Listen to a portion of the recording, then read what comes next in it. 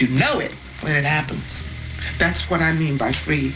I've had a couple of times on stage when I really felt free. You're in a state of absolute awareness without any effort. So when you get to that moment, you don't have to think.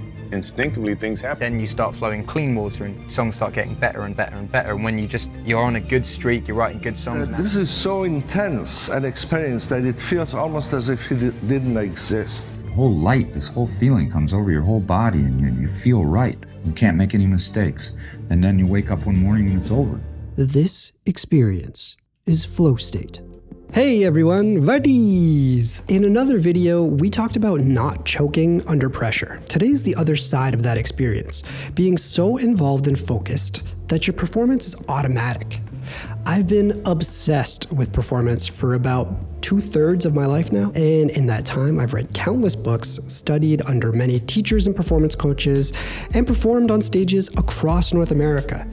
And the reason I became obsessed with it was because of an experience that takes hold of me. That experience is called flow state. Flow comes by many names in many cultures and disciplines. You may have heard it as being in the zone or locked in, but they are all talking about the same experience. Now, there is so much to talk about in this topic. I had a really hard time trying to make this video short and sweet, as this is a topic I've been studying for 15 years. So this will just scratch the surface. I think the best way is just to go over the basics. So there's one dude who basically dedicated his entire life to the study of flow. He's actually the one who coined the term flow state. Dr. Mihaly.Csikszentmihalyi. He was a professor and researcher in the field of psychology, and all of his work was about this experience. He has several books, and I'll be referring mostly to his research on this topic. There will be a list below in the description that contains a whole bunch of other sources that I've come across in my years of study that pertain to flow state and peak performance. I will probably dive into deeper specifics in the future, but those sources are there if you want to dive in by yourself. So today I just want to talk about what flow is, an intro on how to achieve it, and some of my opinions on the research and its shortcomings. So what is flow? This is a really hard question to answer, especially if you've never experienced it. The best way I can describe it is that it's a moment where the entire world melts away. It's just you doing whatever it is you're doing. You don't even exist. It's an automatic doing of the thing. Dr. Csikszentmihalyi defines it as the following: a state in which you are so involved in an activity that nothing else seems to matter. He goes on for a bigger, more detailed definition, but I think it's better if I tell you about the components and my personal experience with it. In my experience, it's semi-unconscious. I remember one time, I was probably about 17 years old. I was about to give an hour-long workshop and performance on beatboxing. I was feeling incredibly ill and nauseous. I had no idea how I was going to make it through. But as soon as I got on stage and started talking, I was completely fine. It was as if everything else in my body paused itself to do this one singular task. And that hour felt like a minute. The second I walked off stage, I threw up. Step back, I think I'm gonna vomit! All of the feelings that disappeared rushed back into me once the experience was over. This is a moment I will always remember because it solidified what I felt over the years before that this experience is unique. It was so powerful, it overtook my body, and I was able to perform regardless of what I was feeling otherwise. These are the most common themes that have come up while he studied and interviewed thousands of people in many different scenarios. There are 8 big ones, so let's quickly break them down. First up, a clear goal. This one is pretty self-explanatory. You need to be focused on an outcome. If you're a musician, that outcome is to give a great show. In sports, the goal is to win. So you need the rules and outcomes to be very defined. Number 2, immediate feedback. Information on whether or not you're progressing towards your goal. For musicians, the sound is immediate feedback as to whether you're playing well, and the crowd's response to you is another form of immediate feedback. In a sport, it's the scoreboard. Very simple. In basketball, ball goes into the hoop. The immediate feedback, you get points. Number 3, Challenges match your skill level. This one is super important, especially when it comes to competitive experiences. Whatever you're doing needs to match up with your abilities. If it's too easy, it's boring. If it's too hard, it's frustrating. Here's a flow chart. Not a flow chart, but a chart about flow. It shows how most people respond to different matchups of challenge versus skill level. You want to be right on the edge of your maximum ability so you feel challenged but not hopeless. Number 4, concentration. The only thing on your mind is about the task, not your grocery list or whatever else is going on in your life. Number 5, focus. Similar to concentration, but more about being mindful and present. You can still be concentrated on the task, but focused on the wrong things. Like when we talked about choking. Things like the crowd or your ego, or maybe specifics about your technique. So this is specifically about focusing on the right things. Number 6, control. A certain level of controlling the outcome. Not complete control, because if we go back to the chart, full control would be boring. There will always be other factors out of your control, especially in competitive situations, but enough control that your goal is achievable. These last 2 are the big ones for me. 7, loss of self-consciousness. This does not mean being unconscious, it just means you have no inner judgments and no self-monitoring. It's as if you stop existing in your own mind. Everything is automatic and there is no conscious thought about yourself. Like with the story I told you, all of the illness I was feeling just stopped. My body and its signals about feeling terrible just didn't exist during that time. And speaking of time, number 8. Transformation of time. Time seems to shift. Either the moment goes by in a blink of an eye, or everything in a moment goes in slow-mo. Usually for me, when I'm done performing, I'm always shocked at how much time has passed. It feels like a few minutes, and I've been up there for over an hour. It's very surreal. But at the exact same time, within that experience, there are certain moments where I can feel every detail of a singular second, as if the world is paused. It's pretty wild. That's the stuff about what flow is and its components, and hopefully you understand it a little bit better now. But how do you get to experience it? It's simultaneously extremely easy and extremely difficult. It's easy once you find experiences that get you into flow state naturally. And the entire state of mind comes when things are effortless. It's not something you can force. But that's also why it's difficult. It's not easy to apply a framework to other tasks where flow doesn't come as easily. So, I've created a basis of flow that contains 3 elements that I've found remain consistent in every book I've read. A first step toward achieving peak performance. I call it E.C.C. I've ordered these elements in importance and progression according to my experience and what works for me, so you may need to adjust the order for what works for you. First up, enjoyment. The first thing you have to do is enjoy it. Play.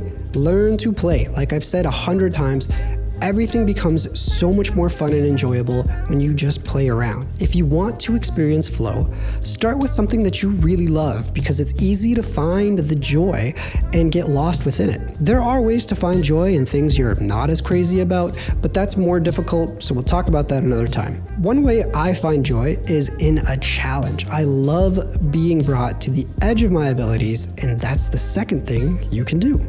Challenge yourself. Find that balance for your skill level. If the task is too hard, figure out ways to assist yourself or break it down into smaller elements that are easier to tackle. If things become too easy, find ways to push yourself. Whatever variables you change to adjust the challenge will be different for every task.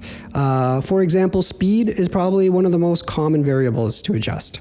I'm fast as boy. So let's look at an example. With guitar, if it's too easy, I'll find a harder song, maybe in a genre that I'm not familiar with. If it's too hard, I'll take that difficult passage and slow it down or break it up and slowly build up to the proper tempo. Sometimes I challenge myself by playing memory games with lyrics so I can memorize stuff faster. There's a ton of stuff you can do no matter what it is. And the last element is consistency. Doing the thing a lot, and importantly, in a certain way each time. For music and sports, practice the way you perform. Do as much as you can to create the exact scenario you're going to be in, or visualize it to the best of your abilities. Familiarity will help your brain get into that automatic loss of self-consciousness. Another fantastic example is from someone I talked about in the choking video, which you should probably go watch if you haven't seen it. And I'm gonna talk about him again. It's Michael. Okay, I'll stop. But here's a clip from Michael Jordan speaking about his final shot with the Chicago Bulls, which won them the 1998 championship. I practice as if I'm playing in a game. So when the moment comes in the game, it's not new to me. That's the beauty of the game of basketball. That's the reason why you practice. That's the effort. So when you get to that moment, you don't have to think. Instinctively, things happen. So do as much as you can to create the exact scenario you're going to be in. That familiarity will help your brain get into an automatic loss of self-consciousness, like Michael Jordan was talking about. And you can build consistency in your schedule and environment to prime your body into that automatic state. Dr.Csikszentmihalyi details an experience from an author he was studying. The author always wrote on the same desk, in the same type of notebook, with the exact same pen. If the pen ran out of ink, he needed to get the exact same model. He couldn't write with anything else, or he wouldn't achieve flow while writing. He would be thinking about the tip of the pen scratching differently, the ink not being the exact same consistency. It distracted him. If all the other factors are controlled and are the exact same, it helps you only focus on what matters. This helps your brain concentrate on what's important, and all the other little details and decisions become automatic. Alright, so those are the base elements that I think are extremely important on achieving flow. But I have a bit of an issue with some of this stuff. A big disclaimer, everything in this section of the video is just me voicing some thoughts. As far as I know, there is no literature on what I'm about to say. I have read many books, scoured the web for articles and research, and I can't find anything that says this or about this. I don't think all flow states are created equal. I think there are different levels of flow, and someone who's really focused is not the same as someone having a truly transcendent experience.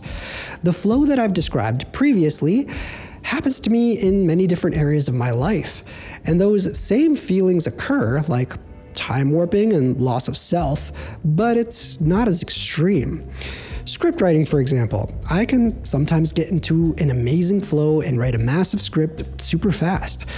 I was in a flow when I was writing this section. Or editing for work, I can sometimes get into a flow too. Playing video games as well. They have developed video games specifically to get you into flow states and keep you locked in. But none of those have felt the same as when I perform. And speaking to my friends that are performers and some of those that love competitive sports, their experience is similar to mine. They have these focused moments in other aspects of their life, but nothing that gets them to that maximum level. After thinking about this for literally decades, I think there are two big differences between when I'm writing, practicing guitar, or playing video games, to when I'm performing or someone is playing sports. Other people and risk. So for other people, I specifically mean synergizing with other people. When there are other people watching me, playing with me, or competing against me, I have this drive that I otherwise don't have. And I'm not talking about judgment of others. I'm talking about bystanders and other competitors. Other people you need to work with or against that are not in your control. This could be the crowd, your band, or even your opponent. Haven't you ever gone toe-to-toe with someone in a competition and you feel alive because it's such an even match? Or playing music with a bunch of your friends and everything fits together perfectly? Those moments are what I live for. And I feel like that's a huge part of flow that I haven't read anything about. And the second thing is risk. Something has to be on the line. Losing the game, performing awfully, danger, maybe. Just something that makes you feel like I have to do this right. It activates something in me that I can't explain. Like writing, for example. In my own experience, sure, the risk is not having it done, but there isn't really a big consequence of that. And after I'm done my flow state with writing, I do feel great. I'm like, oh man, I blew past that. That was really nice. I feel very proud of myself. But when I'm done with a performance that I just did really well in, I'm like, oh my God. That felt like the best performance I've ever given in my entire life. There is adrenaline in me. I feel so good that I overcame that challenge, and the risk is a huge part of that challenge. So all of that is to say, well, maybe I haven't experienced flow in other places, or maybe there are varying degrees of this state of mind. I don't know. Just something I've thought about over the last few decades. And I have yet to come across anything about it. If you have, please comment below. Just a quick side note to clarify, what I mean is there is no one speaking about there being different levels of flow. There is research into those two factors, but they're not always present, and I think they're the last steps to the ultimate flow state. Now back to our regularly scheduled programming. All right, so I'm gonna make a few more videos about flow and get into more specific stuff, so make sure you're subscribed to catch those. But for now, remember E.C.C. Enjoyment, challenge, consistency. Start there, and then we can move into some more specifics about integrating flow into your life. Have you ever been in a flow state? What were you doing when you experienced it? Let me know. I'm Faz. Thank you so much for watching. Have a great day, and remember to play.